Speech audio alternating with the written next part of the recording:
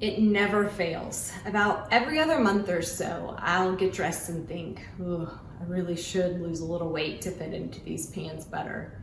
I'm gonna do it," I tell myself. Then another month rolls around and I put those same pants on and I think, gosh, why didn't I lose that weight? I said I was gonna do it. You may be able to relate as it pertains to studying, saving money, staying in touch with friends. The reason I don't fit into those pants is because I didn't have a clear goal. There was no clear-cut plan for how I would be able to breathe when I wore them. I promise this relates to public speaking. Like numerous facets of our life, speech writing requires goals. In order to successfully present a well laid out, clear, concise, eloquent speech, we have to know exactly what we're going to do to get there.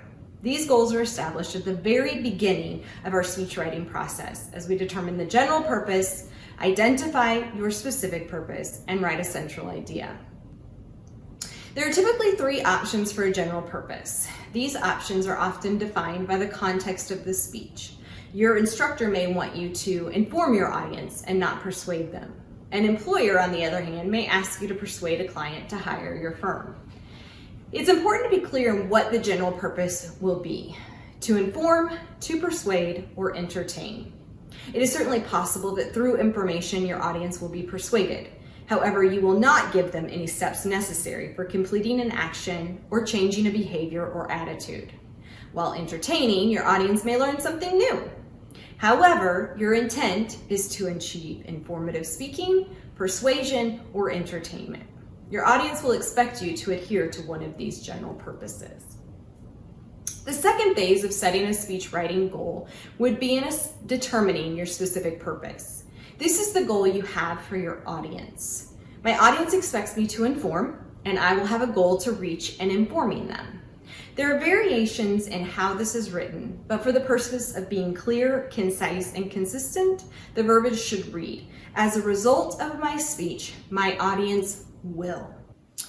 What do you want your audience to gain from your speech? Your specific purpose should focus on an observed or measured behavior, meaning you should be able to determine if you met your goal at the end of your speech by how your audience responds. Your goal shouldn't be vague. Consider your audience's needs when determining your specific purpose and let this goal guide your supporting material. An ineffective specific purpose statement might read, "To inform about sleep and sleep habits." How will you know if your audience will know about sleep?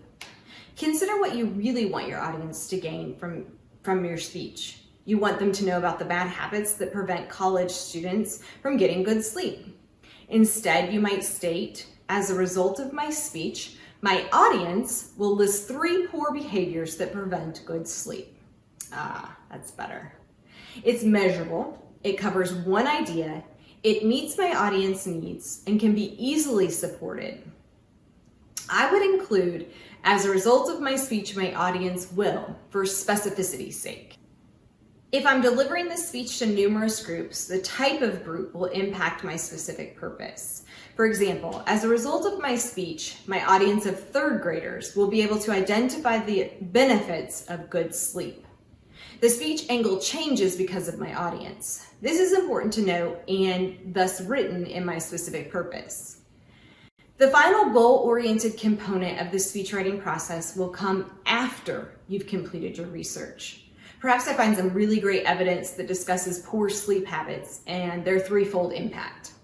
My next step will be to create a central idea. The central idea in some textbooks is referenced as the thesis. In my years of teaching, though, I've come to realize that everyone has a different idea of a thesis or what it should look like. For that reason, we'll reference the goal of your speech as your central idea. The central idea is one declarative statement that identifies your speech goal. It should never be a question. In fact, your central idea should leave me wanting to know more. Consider that I've missed your speech. I meet you in the elevator and say, "What'd you talk about?" Your central idea should tell me exactly what you covered and make me wish I had been there to see it. Your central idea isn't necessarily a summary of your main points, although it will lead to logical divisions within your speech. If I stay on the topic of sleep, perhaps the goal I have is in stating, poor sleep habits can impact a college student quite significantly. I've made a declaration. The content is achievable and my audience says, how? How can poor sleep habits impact me? This narrows my topic and serves as an excellent goal. Establishing the general purpose, knowing the goal you have for your audience through the specific purpose, and identifying the goal of your speech through your central idea will all impact your effectiveness as a speaker. And for me, for some reason, that all sounds a lot easier than fitting into those pants.